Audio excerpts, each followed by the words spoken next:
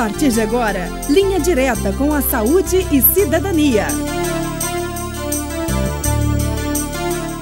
Olá, amigos.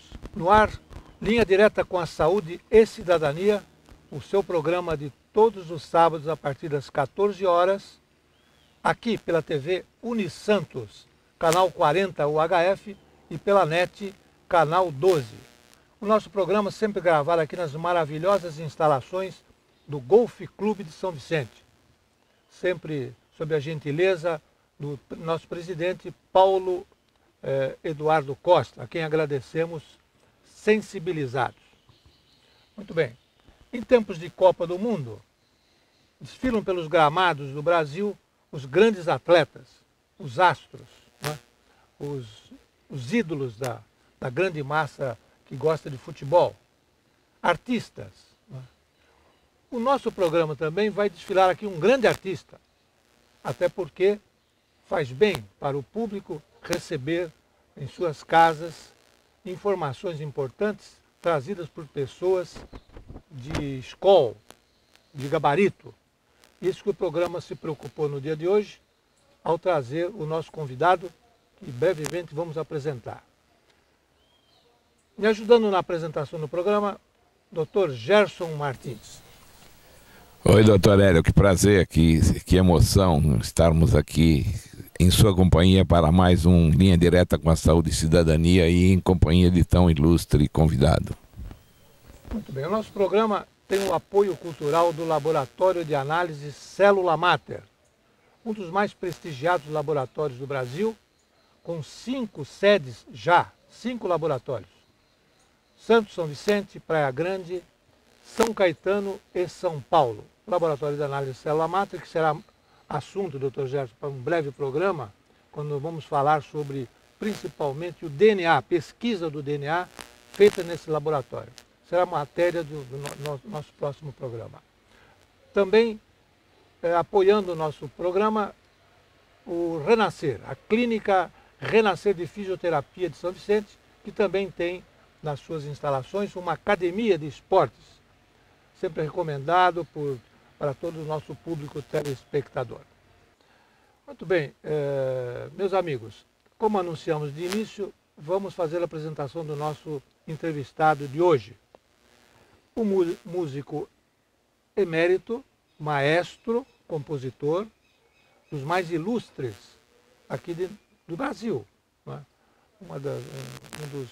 Uma referência. Uma referência musical, como vão perceber pela sua grande bagagem, das suas informações, da aula que certamente ele dará hoje aqui sobre música, especialmente a música erudita, né, da qual ele é um dos exemplos, um dos pilares no Brasil, principalmente da música nova, da música que tanto sucesso fez no mundo. Ele fez 40 anos do Festival de Música Nova em Santos, que infelizmente agora nós perdemos para Ribeirão Preto. Mas isso é questão para discutir aí na entrevista. Muito bem.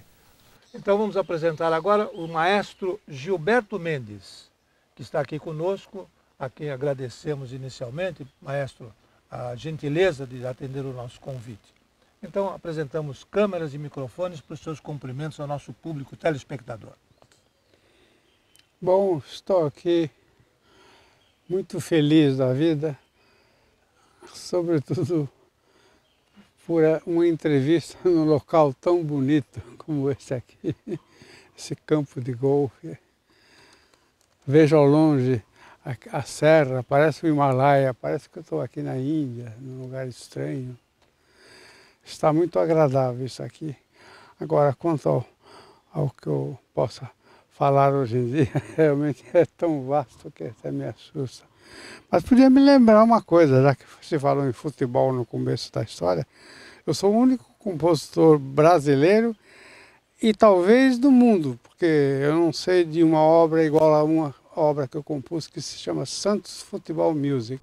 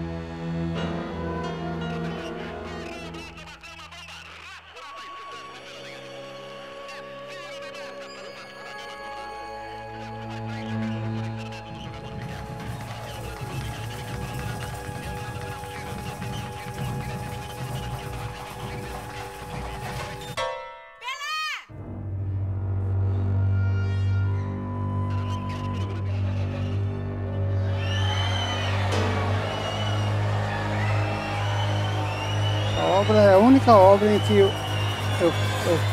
que existe, em que se colocou, como eu coloquei, um jogo dentro da música no teatro. A plateia se fazendo de público e os próprios músicos um pouco de jogadores também. Essa peça foi estreada no outono de Varsóvia, na Europa, que é um dos festivais mais importantes de música contemporânea, por Eleazar de Carvalho, o grande Eleazar de Carvalho, que me pediu uma música, eu levei essa, ele ficou encantado, disse que não ia fazer em Campos de Jordão aquilo, não ia fazer em Varsóvia, eu quase caí para trás. Então, e além do mais, há pouco tempo, coisa de 1 ano e meio atrás, talvez, a pedido da Bienal de Música do Rio de Janeiro, eu compus outra obra futebolística, Os Meninos da Vila. Só que essa é uma mera peça instrumental em que o jogo instrumental, vamos dizer, lembra um pouco um jogo de futebol, assim, só pela semelhança. A outra é muito mais complexa, a outra é quase que um jogo mesmo dentro do teatro. Muito bem. Maestro, evidentemente que esses são pequenos exemplos da sua seu vasto trabalho, né, musical, que nós vamos, no decorrer do programa, apresentar.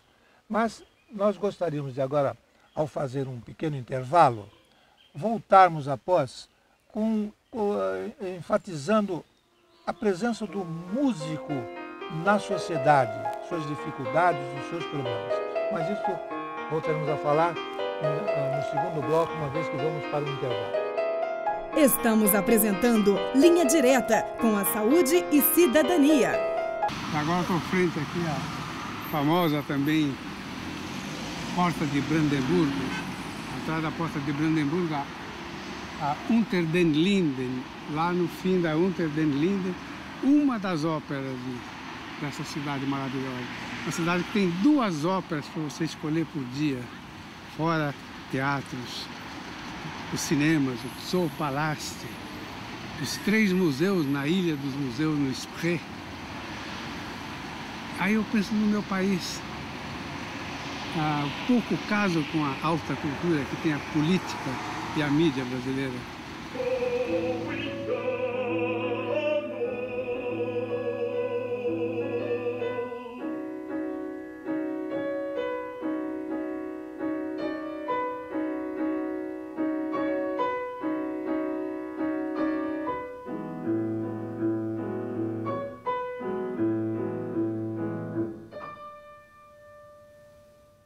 Marcar uma data especial é sempre muito importante. Ari Foto e Vídeo, Avenida Dom Pedro II, número 225, Cidade Náutica, São Vicente. Telefone 3464-1737. Voltamos a apresentar Linha Direta com a Saúde e Cidadania. Estamos de volta, programa Linha Direta com a Saúde e Cidadania, aqui pela TV Unisantos, canal 40 UHF, canal 12 da NET. O nosso programa hoje tem como convidado especial o maestro Gilberto Mendes, que está nos honrando com a sua entrevista. Comigo, o Dr. Gerson. Dr. Gerson, nós sabemos que o músico, ele, como qualquer profissional, né, tem também as suas dificuldades. O bom seria se todos pudessem sobreviver da música que compõe, que trabalha. Antes do início do programa, estávamos conversando com o maestro sobre as dificuldades que o músico tem no Brasil em reconhecimento às suas obras. O senhor passou por todas essas situações durante a sua vida profissional? Foi exatamente a vida que eu levei. Uma vida de luta para ser músico e pela sobrevivência também. Que era uma luta porque era muito difícil sobreviver vivendo do que a gente possa ganhar em música. Na verdade, eu não pretendia ser músico, né? Eu sempre gostei muito de música desde criança. Minha mãe ficou viúva, eu tinha 5 anos, eu era filho menor, ela grudou em mim, ela ia a cinema e concertos.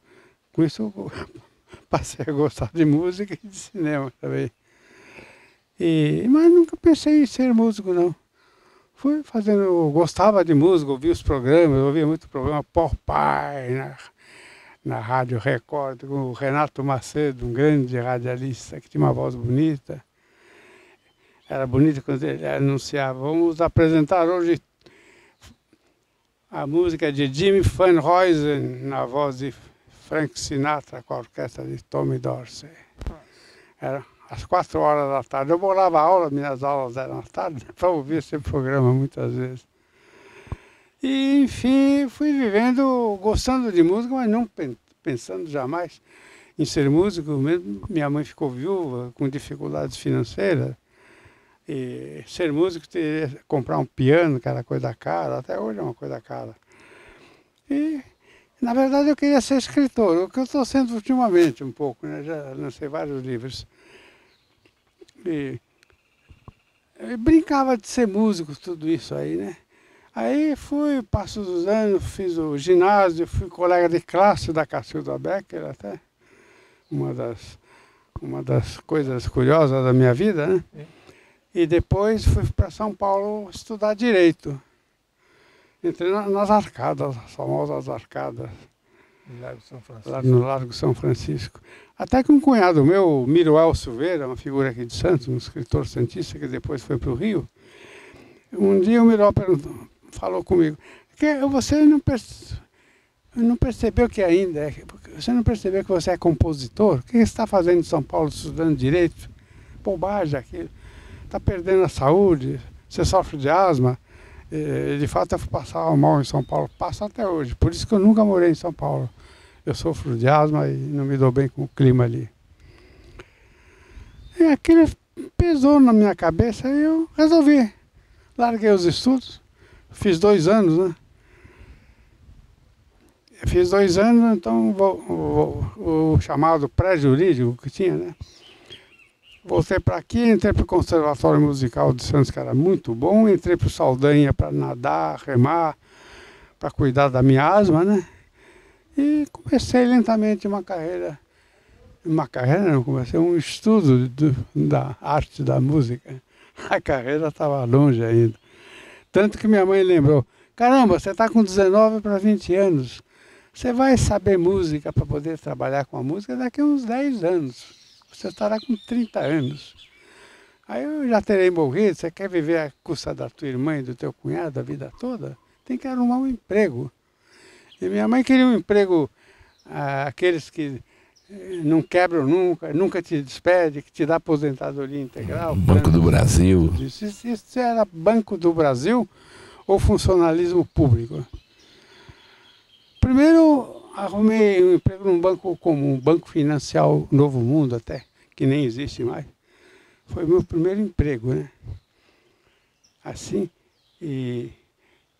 porque eu estava simplesmente estudando música, né? Então eu tinha que já começar a ganhar a vida, né? Como minha mãe dizia. É nesse tempo que o senhor esteve no Conservatório Musical de Santos? Exatamente, eu larguei a faculdade, larguei as arcadas da Faculdade de Música e Direito para o Conservatório Musical de Santos, que era dirigido pela maior pianista brasileira, Antonieta Rudi Miller.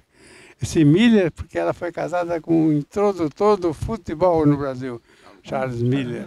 Ela era prima dele, Miller. Rudi, era de origem americana. Ela foi casada com ele. Depois de se separar, ela passou a viver com o poeta Menotti Del Pica. Mas na opinião do Mário de Andrade, ela era das 3 grandes pianistas brasileiras, né? Guiomar Novaes, Talhaferro e Antonieta Rueda, para ele o gosto dele era melhor. O que não é verdade, as 3 eram igualmente boas, né? Mas eu tive o privilégio, ela não dava aula para principiante como eu, mas eu tive esse privilégio dela me dar aula como principiante, por causa de um aluno dela adiantado, né? De São Paulo, até ele vinha a Santos só para fazer os exames. Ele falou muito para ela de mim, que eu gostava muito de música, gostaria de conhecê-la. E ela se interessou por mim. E um dia ele me apresentou a ela, batemos um longo papo, e ela sabia que eu queria estudar com ela, se ofereceu. Eu tive o privilégio, ela não dava aula para ela. A verdade é que eu tinha 20 anos, conhecia, sabia muito música, eu lia muito literatura, era um adulto, na verdade. Então tive esse grande privilégio, ao qual eu não correspondi, porque eu gostava de outras coisas também, então não estudava muito piano, né? Aí eu comecei a me interessar por composição já, né?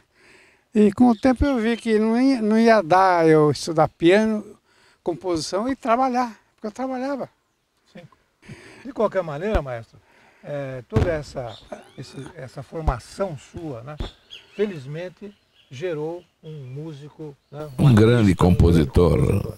E que nós vamos sobre exatamente a música, a origem da música, que o senhor certamente terá coisas interessantes a nos falar, mas no terceiro bloco já que vamos para mais um intervalo. Estamos apresentando Linha Direta com a Saúde e Cidadania. Ser vanguarda é saber ouvir?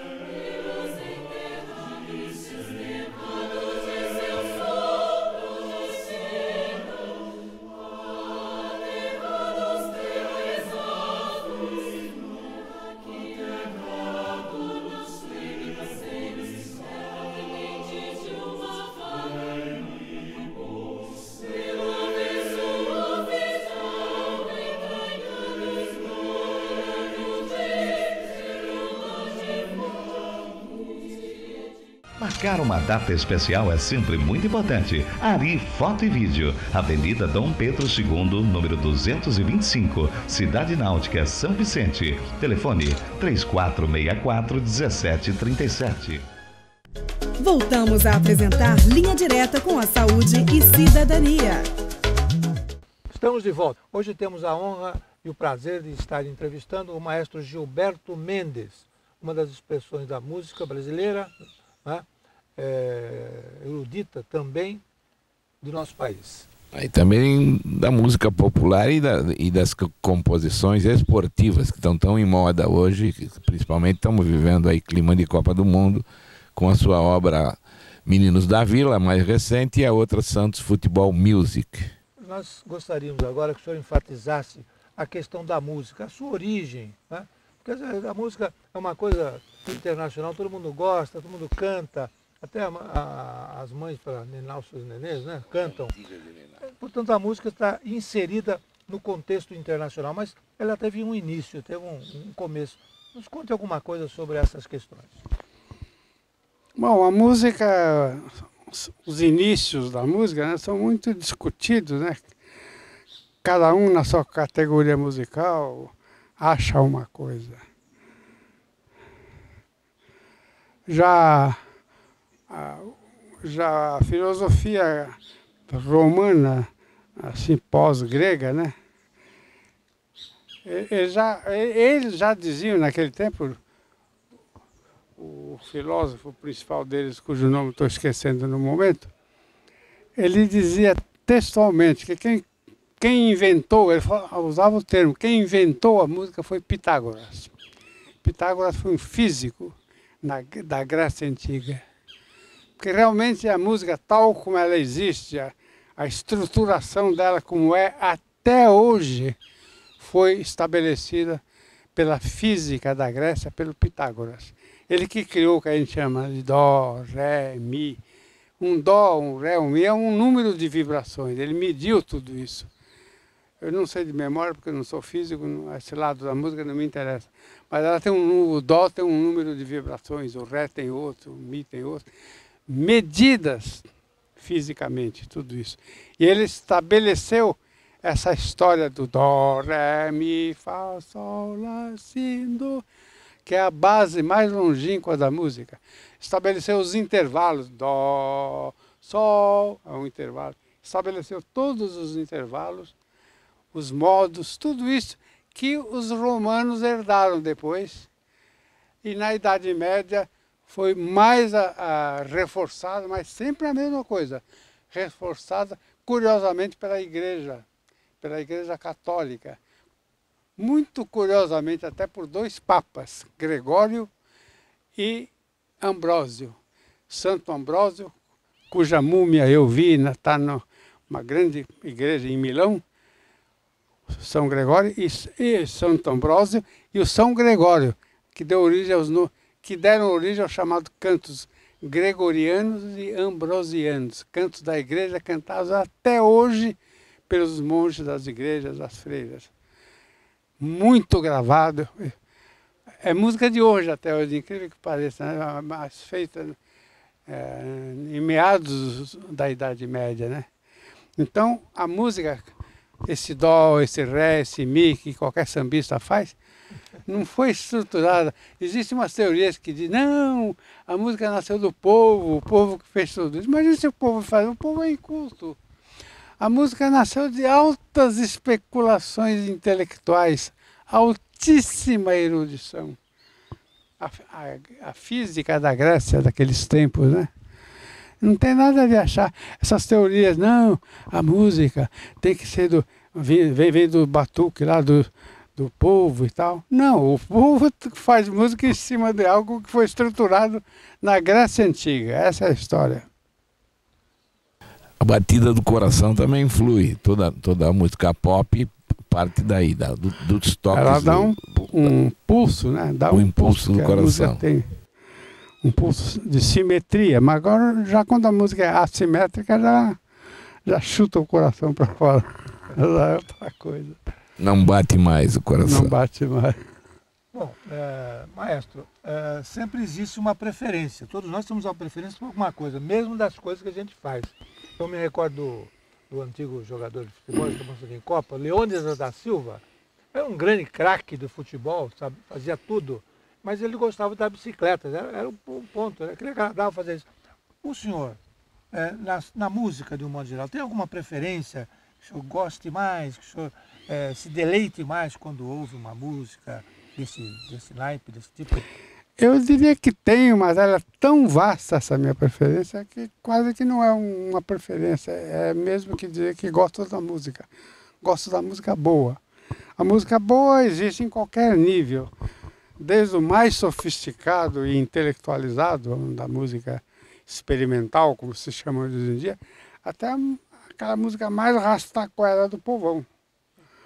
A qualidade, a gostosura, a comunicação, isso é uma coisa misteriosa, né?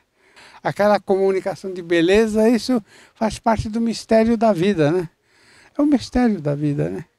Por que uma coisa é bonita? É um mistério. Talvez seja, no meu caso, que não tenho propriamente uma fé definida, sou, a grosso modo, digamos, católico. Mas eu acho que a arte é uma coisa meio misteriosa. Ela fala de coisas transcendentais, né?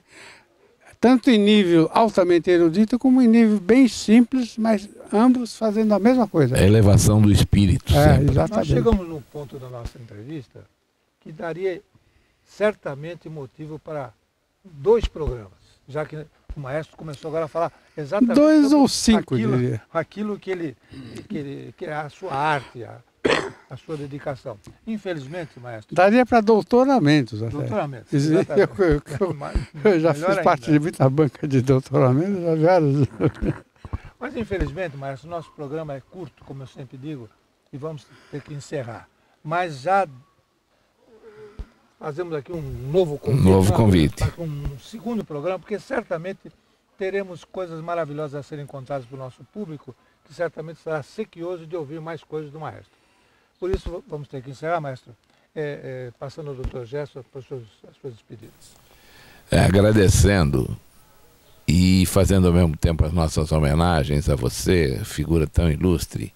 Você é mais conhecido fora do Brasil do que no Brasil, incrivelmente. As aulas que você deu fora daqui e também aqui na USP enalteceram de forma enorme o seu nome, e principalmente pelas composições que você fez e que são hoje patrimônio do povo brasileiro. Obrigado. Obrigado, Gilberto. Foi um enorme prazer em tê-lo aqui no nosso programa. Maestro, suas despedidas ao nosso público. Bom, fico muito contente de participar desse programa, que entre outras coisas, num lugar tão bonito como esse, aqui de certo modo até eu me sinto meio nos mares do sul. Agradecendo imensamente a presença do maestro, já o convidando para um outro programa e nos despedindo do público, agradecendo pela preferência que sempre nos dá para todos os sábados a partir das 14 horas, aqui pela TV Unisantos. Um grande abraço a todos e até o próximo programa. A Copa do Mundo é um sucesso. Muito ao contrário do que pensavam os negativistas, que a Copa não se realizaria, ela se transformou no maior evento do ano, e principalmente no Brasil, o maior evento dos últimos tempos. Mas o Nelson Rodrigues, famoso teatrólogo brasileiro, dizia que o Brasil tinha complexo de vira-lata. Isso após termos perdido, em 1950, a 4ª Copa do Mundo para o Uruguai. E Nelson Rodrigues dizia isso, dizendo até da nossa inferioridade. Mas o que nós mostramos ao país e ao mundo foi exatamente o contrário. A partir daí, de 1950, nunca mais o Uruguai chegou perto de uma Copa do Mundo, nem das finais. O Brasil mostrou então ao mundo, se preparou e mostrou ao mundo, que leva a sério as suas conquistas. É um país que já tinha uma das melhores músicas do mundo, que tem o melhor espetáculo da terra, que é o Carnaval Carioca. Tem uma série de componentes, a música popular brasileira, que faz do Brasil um país atípico no universo, e principalmente o futebol. Ninguém ganhou 5 Copas do Mundo. Ninguém se ombreou o Brasil nesse período todo. A Itália tem 4, mas conquistou 2 no início dos campeonatos, em 34 e 38. Provamos ao mundo que nós não temos complexo de vira-lata, muito ao contrário, temos um complexo até de superioridade. E é esse o Brasil que nós precisamos, é esse o Brasil que você precisa e que você precisa deixar o seu filho orientando ele a não ter essa inferioridade. Não temos complexo de vira-lata. Tchau, Nelson Rodrigues.